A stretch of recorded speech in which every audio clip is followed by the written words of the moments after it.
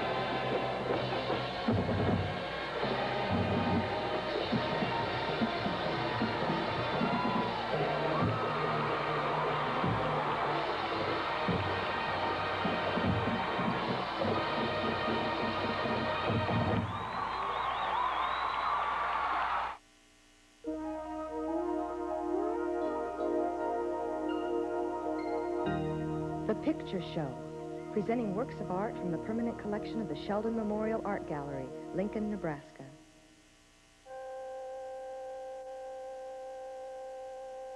A popular subject for 19th century artists was the landscape.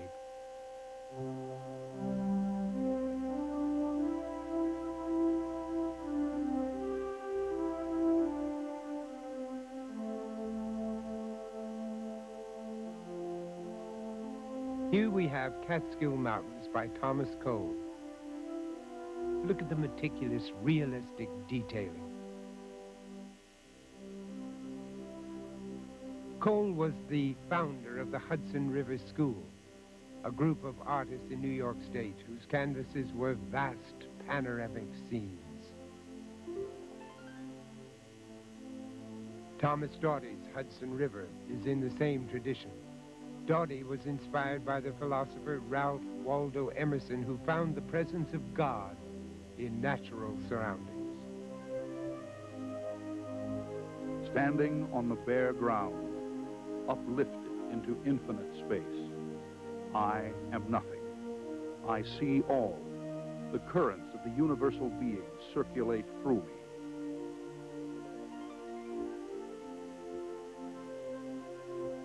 By the 1850s, artists were painting landscapes of the Missouri River region.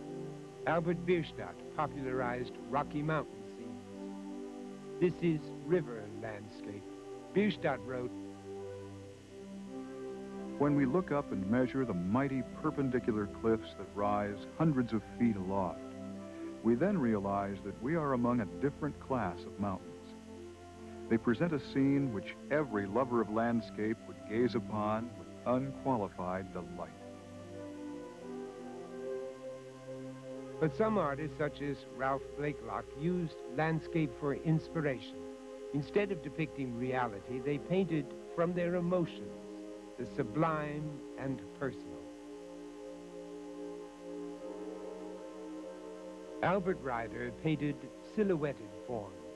Here we see Hunter's Rest. My colors are not those of nature. There is no detail to vex the eye. With Farmhouse by George Innes, our mood can lighten. We have glowing, warm colors. It is very personal, his own realism. Innes said, the reality of every artistic vision lies in the thought animating the artist's mind.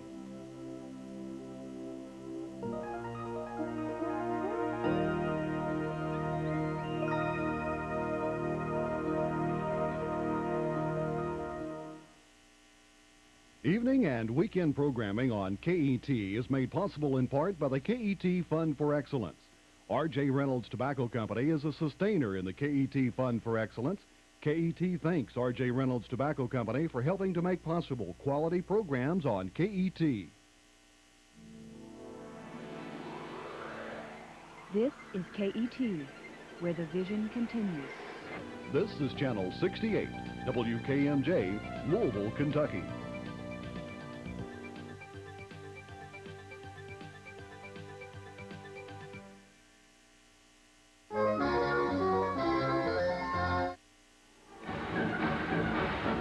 This is Walter Cronkite. Begin the new year in Vienna. Now, for the 5th year, America is invited to celebrate this worldwide New Year's Day television tradition, the annual New Year's celebration, 1989.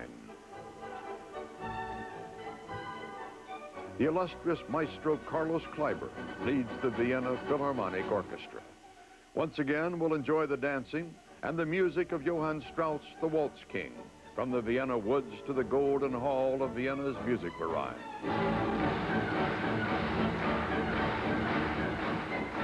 Join me now from Vienna, the New Year's celebration, 1989.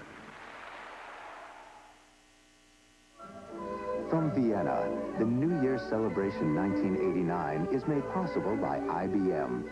Because as a company that's interested in state-of-the-art technology, we're also interested in the state of the arts. Happy New Year from Vienna, Austria, a city whose dramatic history has become an intrinsic part of our own cultural heritage. We are here at the very center of an ancient empire. The Vienna Hofburg was the seat of the Habsburg dynasty for more than 600 years. The most vividly remembered resident of these quarters was Emperor Franz Joseph, König and Kaiser, that is, King and Emperor of the Austro-Hungarian Empire.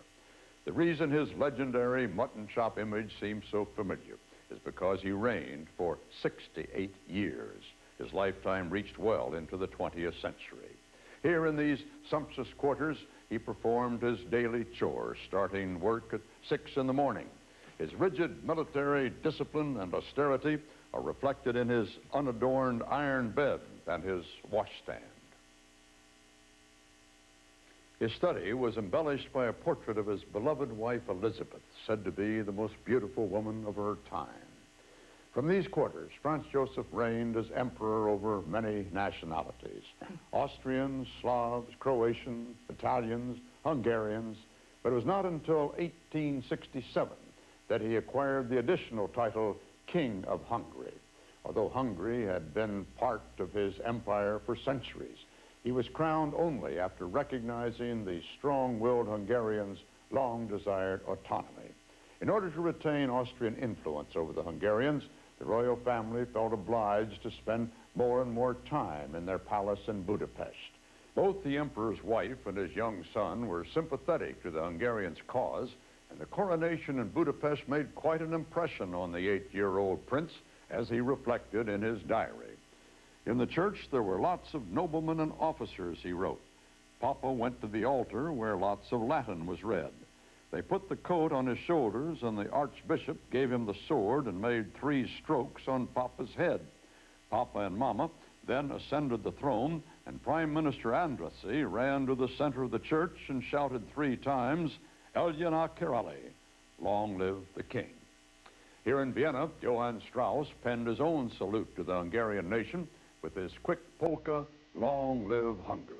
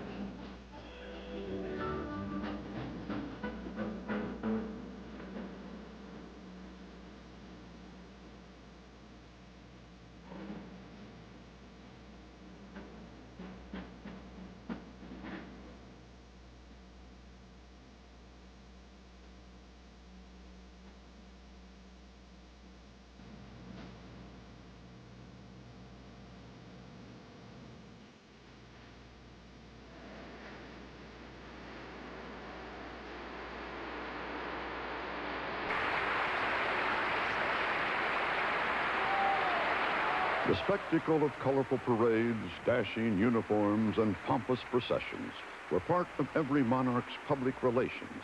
They symbolized imperial dignity and power. And what would such a spectacle be without music? Actually, there were two dynasties ruling Vienna's 19th century, the House of Habsburg and the House of Johann Strauss, the waltz emperors. There was Johann Strauss the father, best remembered for his Radetzky March, and there were his three sons, Edward, Joseph, and Johann, the great waltz king, whose genius gave those lilting dance tunes symphonic dimension and led them to Philharmonic glory.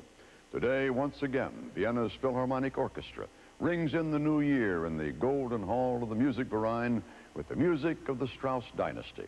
Today's conductor, Carlos Kleiber, in one of his rare concert appearances, is himself a member of one of Europe's esteemed musical families. Though born in Berlin, he spent his youth in Buenos Aires. This duality may be the key to why the Viennese love his electrifying, floating renditions of their music. The Vienna Philharmonic has been wooing Carlos Kleiber for years to lead their New Year's celebrations. What better way to begin the new year than with a waltz that Johann Strauss himself dedicated to the artists of Vienna, the Artist's Life Waltz.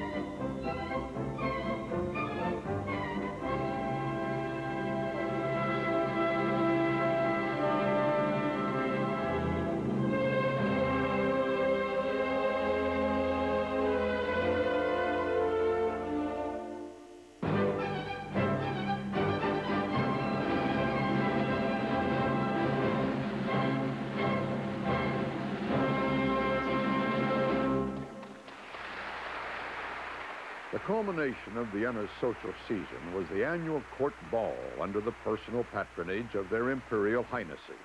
To the noble assembly in their splendid finery, just like a Washington dinner party today, this was serious business. In the course of Franz Joseph's regency, 3 members of the Strauss dynasty held the honorable post of Imperial Director of Court Ball Music. But the highest musical distinction in the empire also involved a great deal of work, programming the music, introducing new compositions, conducting, performing, and all in strict adherence to the court's etiquette. The seemingly spontaneous and enchanting dances staged by Johann Strauss were meticulously regulated by the court's protocol, from the sequence and choice of dances to the pauses in between. But the fire of a Strauss composition always has pierced the bounds of etiquette from kings to commoners and kitchen folk alike.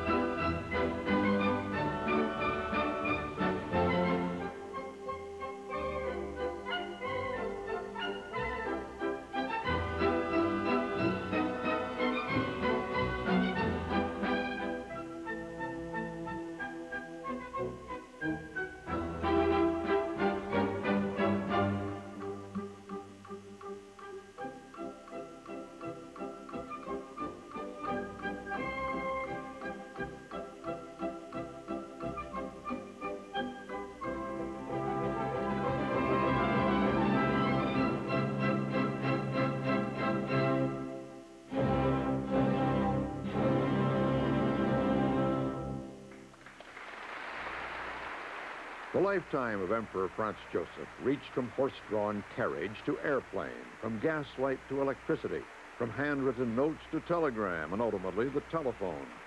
These miracles of progress inevitably invaded the Austrian Empire, but they hardly encroached upon their emperor's traditional mind. However, the gifted Crown Prince Rudolph was the very opposite of his father. He was open to novel ideas and tolerant liberal philosophies. Secretly, he expressed his convictions in writing. Publicly, he rarely could voice his personal views, and even then, diplomatically, as in his address at Vienna's first electric light exhibition. May an ocean of light radiate from the city and lead the way to new enlightenment. Industrial revolution and social evolution were of equal concern to the Crown Prince, although he realized that they eventually would obliterate his own privileged nobility. This mixture of hesitancy and commitment toward progress is a trait which Johann Strauss reflected so well in his own view of the Industrial Revolution, the acceleration waltz. Strauss dedicated it to the students of Vienna's Technical University.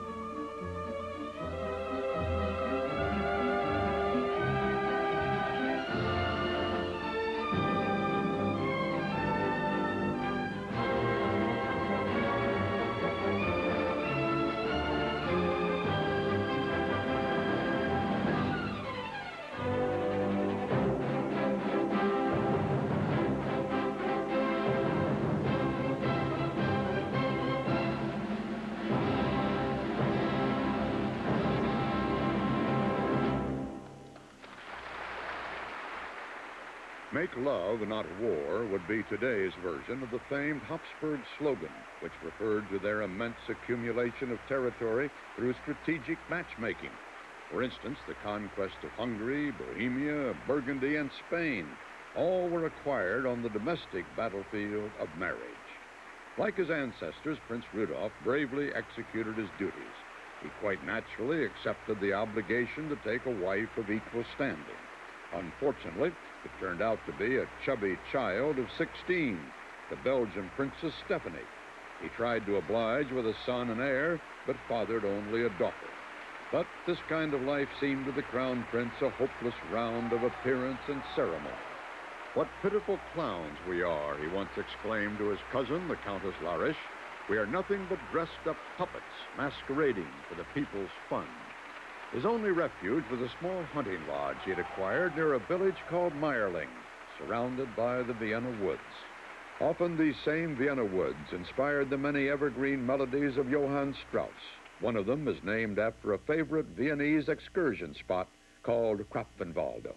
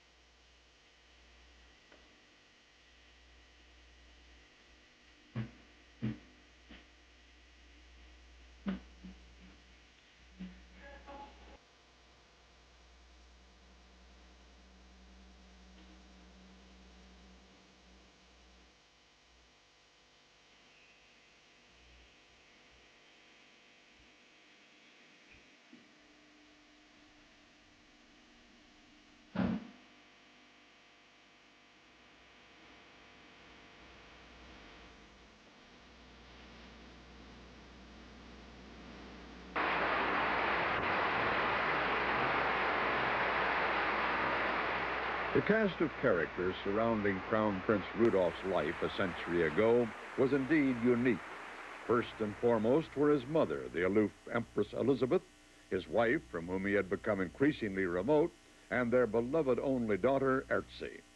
In the late fall of '88, there came into his life a sensuous young beauty, the Baroness Mary Vetschera, darling of Vienna's fashion columnist and toast of the town at 16, but not quite sweet 16. Another key player was Countess Marie Larisch, cousin and close confidant of Rudolph. She happened to be a longtime friend of the Vetschera family and involved involuntarily in the role of go-between to the little Vetschera and her cousin Rudolph. Finally, there was the uncomplicated, down-to-earth Mitzi Kaspar, a woman from the lower class and Rudolph's steady companion for 2 years. Once Rudolph half-jokingly proposed a suicide pact to her. She laughed it off, but was wise enough to report the incident to the chief of police. Enmeshed in this bevy was good old Bratfish, Crown Prince Rudolph's personal coachman. His quality of absolute silence was as cherished by the prince as the sonorous singing and whistling of Viennese songs. With Mitzi Kaspar, the Crown Prince felt at ease. They sat together in the taverns among the simple people of his empire and listened to Bratfish's renditions of his favorite folk songs.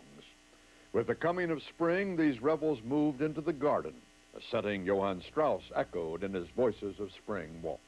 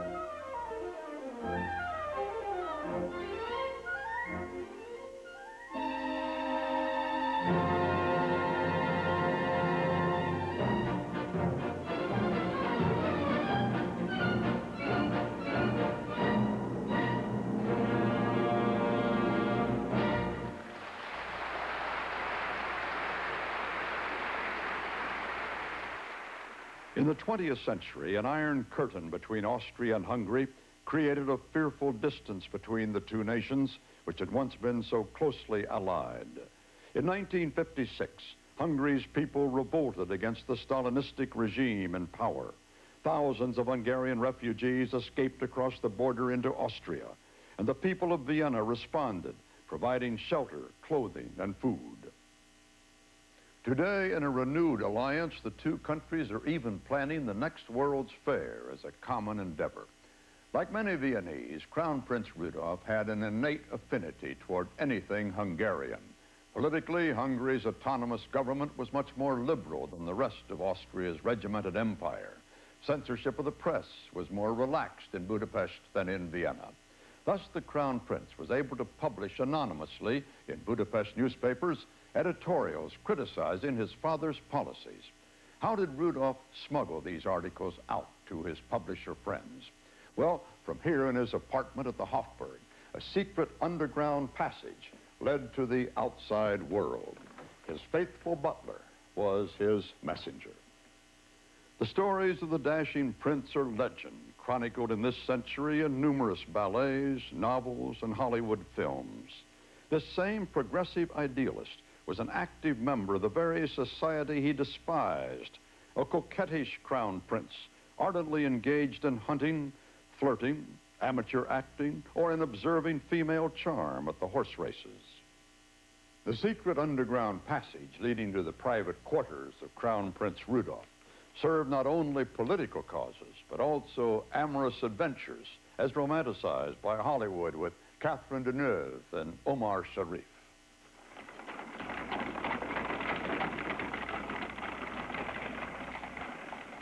Ratfish and his cab with the Countess Larish. That was over years ago.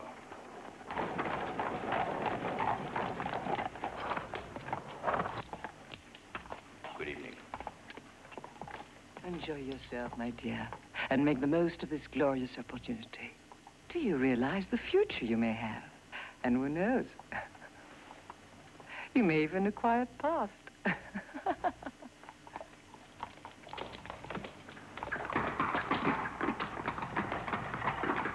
This way, please.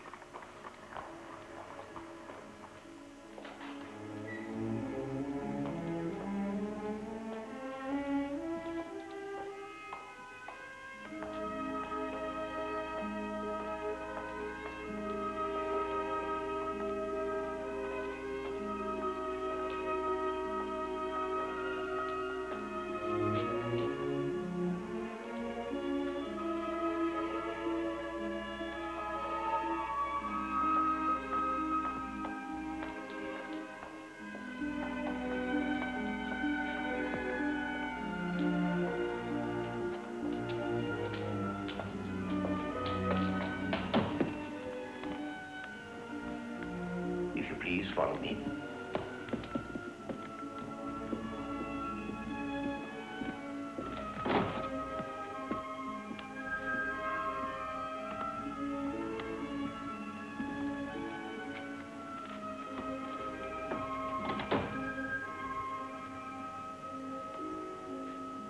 Put not your trust in princes. The Wales gave me your message. We may wonder if Hollywood realized that it could have had the perfect background music in the graceful tiptoeing of the Pizzicata Polka by the brothers Johann and Joseph Strauss.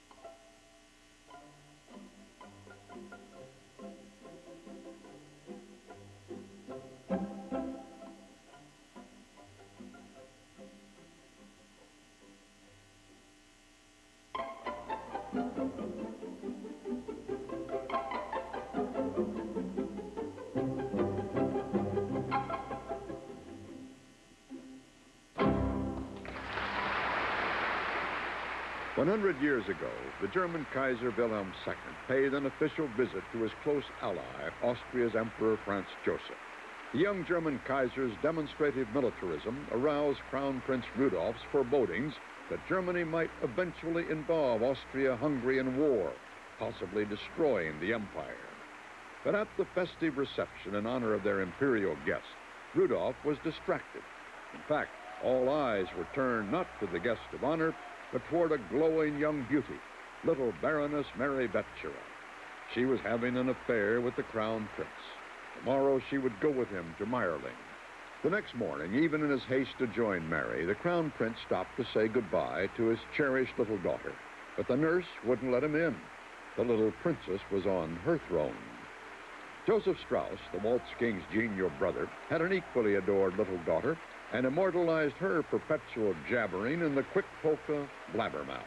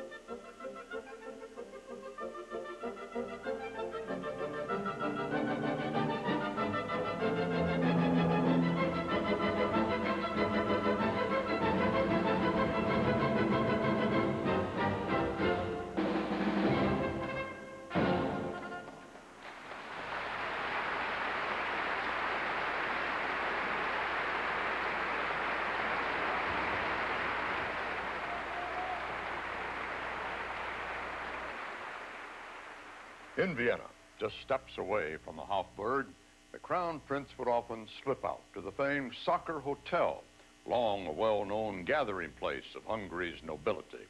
Here in his own private room or separé, the Crown Prince could discuss politics or indulge a flirtation to the accompaniment of excellent food, wine, and perhaps Hungarian music, a tradition that continues in Vienna today.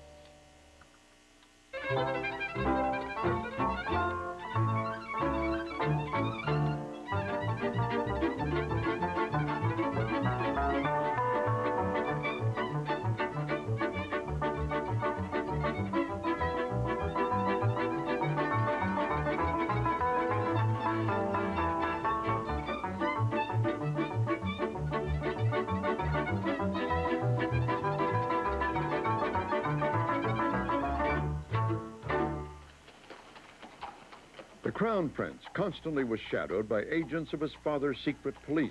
This time, however, he would outwit them. Rudolph's journey to his retreat at Meyerling was meticulously planned. First, he sent his coachman Bratfish to bring the little Baroness to an inn along the way. Meanwhile, Rudolph drove separately in an inconspicuous coach. Pretending he wanted to stretch his legs, the prince jumped out before reaching the inn and sent the carriage back to Vienna with his father's spies following in false pursuit. At the Roterstadel Inn, the two lovers secretly met and, according to plan, arrived at Meyerling at dusk so that no one, except for Rudolph's personal valet and Bratfish, knew of Mary Betzera's presence there. In a moment, we'll return with more of the waltzes and polkas of the Strauss dynasty from Vienna, the New Year's celebration 1989. From Vienna, the New Year's celebration 1989 is made possible by IBM. Because as a company that's interested in state-of-the-art technology, we're also interested in the state of the arts. This is PBS, the Public Broadcasting Service.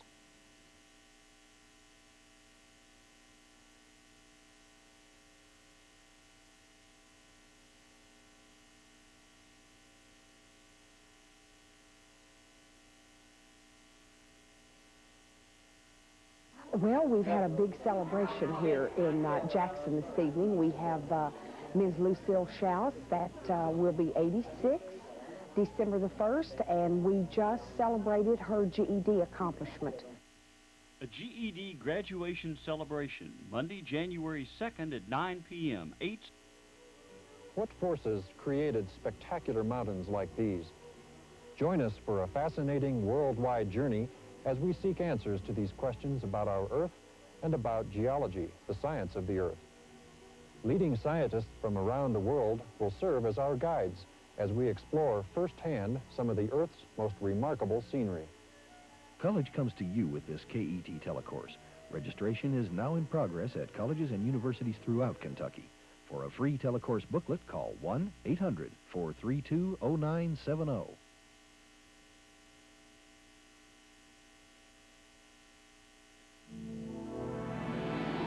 This is KET, where the vision continues. This is Channel 68, WKMJ, Louisville, Kentucky.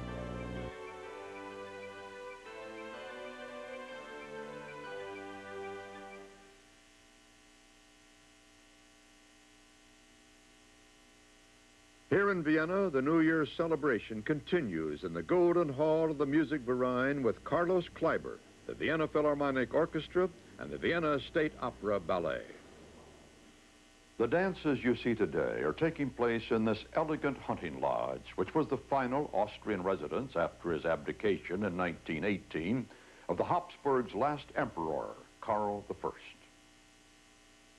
His uncle, Kaiser Franz Joseph, had died only 2 years before, trying in the midst of the First World War to hold his empire together. His reign had been marred by a tragedy toward the turn of the century at another hunting lodge, Meyerling. There, on January 30th, 1889, Franz Joseph's son, Crown Prince Rudolph, the hope of liberal progressives throughout the empire, apparently shot his young love, Mary Betzera, and then took his own life. That was a century ago, but Prince Rudolph's motive remains a mystery. Was it an act of passion, or perhaps was the Crown Prince involved in a failed plan for a Hungarian coup? Many Viennese believe he simply no longer could bear the idleness monarchical protocol forced upon him, not when he felt he clearly could see the reforms that might save his father's empire, even as it danced on the edge of a volcano.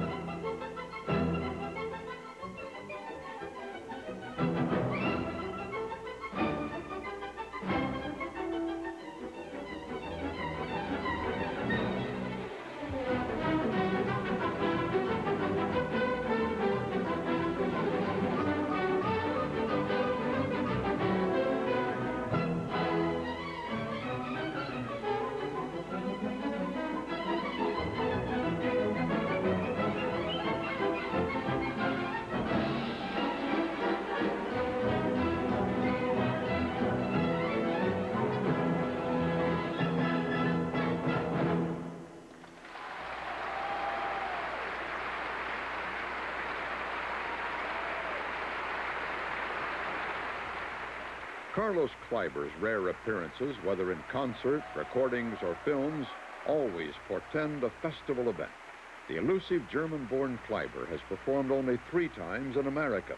At his recent debut at the Metropolitan Opera House, Donald Henahan of the New York Times wrote, "Before he even lifted the baton, the 57-year-old German musician was treated to the kind of heady ovation that many conductors do not receive after their finest performances." The Vienna Philharmonic Orchestra is a uniquely self-governing body which has no permanent conductor, and it's considered a high honor in the musical world to be invited to lead it. The subscription concerts in this hall are so overbooked that the tickets are passed on from generation to generation.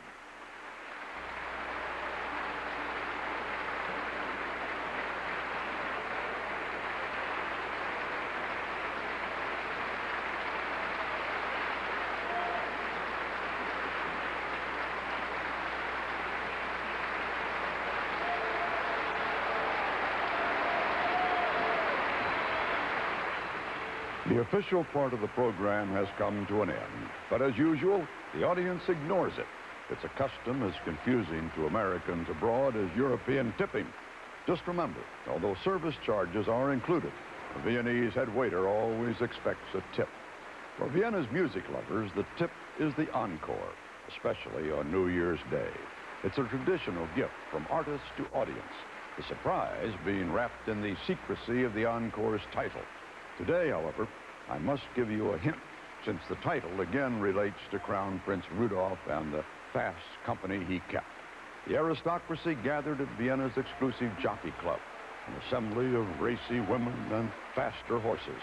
The suspense of the horse race, of course, is just another inspiration for a speedy Strauss polka, this time by the Waltz King's brother, Joseph Strauss.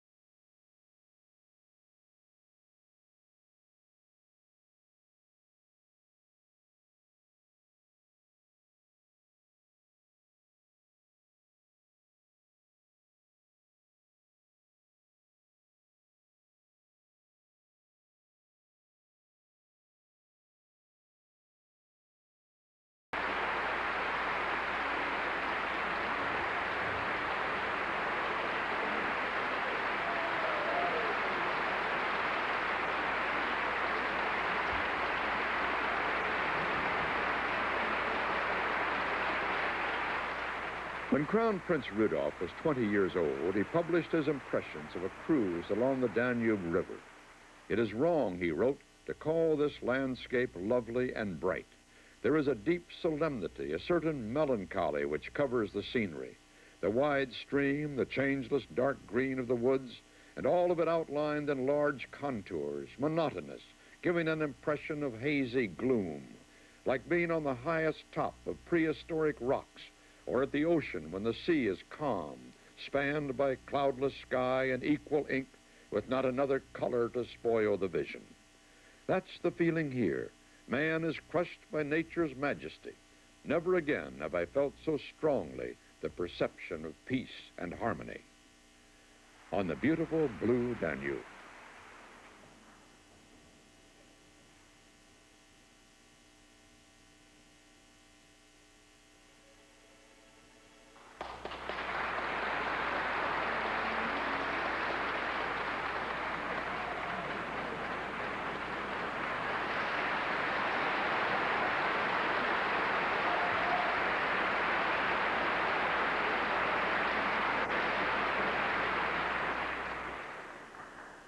Wiener Philharmoniker und ich wünschen Ihnen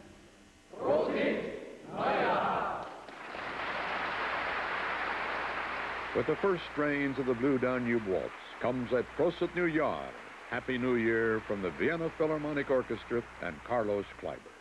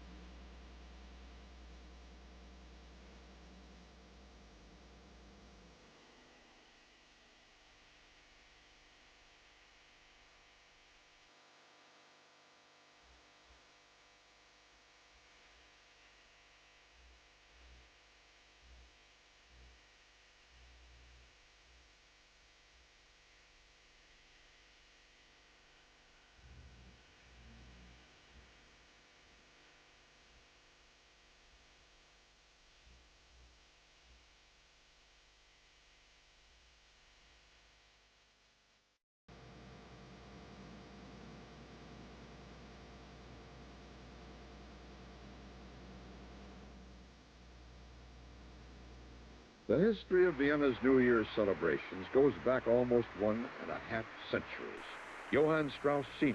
began it. He conducted the first New Year's concert at his favorite ballroom, the Sparrow. In those days, the festivities started late on December 31st and lasted through the morning hours of New Year's Day. Father Strauss was the uncrowned king of dance music.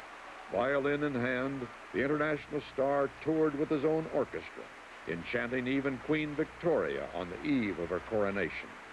But this outstanding musician is now known as Johann Strauss the Father. At home in Vienna, Father Strauss was absolutely opposed to his son's musical ambitions. Mother Strauss knew better and secretly promoted her son's career. In time, Johann surpassed his father's fame and became Vienna's unrivaled waltz king. Many years later, Johann the son collected, edited, and published the complete works of his father, adding a preface in which he professed a deep reverence for his father's genius. Every year, the Vienna Philharmonic Orchestra joins the son in homage to the elder Strauss by closing their New Year's concert with the Radetzky March by Johann Strauss the Father. In Vienna, this is Walter Cronkite wishing you a Happy New Year.